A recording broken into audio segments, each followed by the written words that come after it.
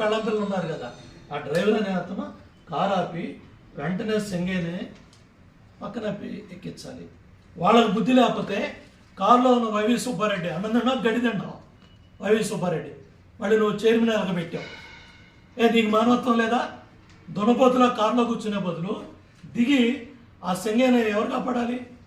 ఆ కారులో ఉన్న మంత్రులు ఇద్దరు, ఆ వైవి సుబ్బారెడ్డి అట్లాగే జగన్మోహన్ రెడ్డి పిఏ ప్లస్ జగన్మోహన్ రెడ్డి చెప్పాలి, జ్ఞానం చెప్పాలి.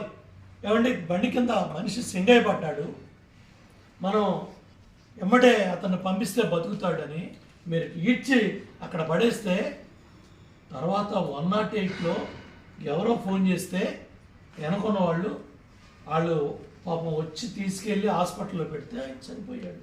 దురదృష్టం. ఏమని మాట్లాడుతున్నారు ఇప్పుడు? 108లో ఆ సింగయ్యకి తప్పు జరిగింది, అది మీ కుట్ర అని సింగయ్య కుటుంబ సభ్యులతో జగన్మోహన్ రెడ్డి చేపిస్తున్నాడు. ఇంతకన్నా నీచం ఉందా? ఇంతకన్నా దౌర్భాగ్యం ఉందా?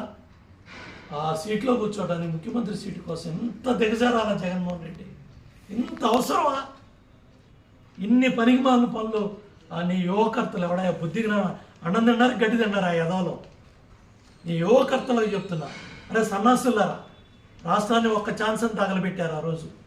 మళ్ళీ ఇవాళ సింగయ్య శవం మీద పేలాలు ఎన్నుకుంటారేట్రా?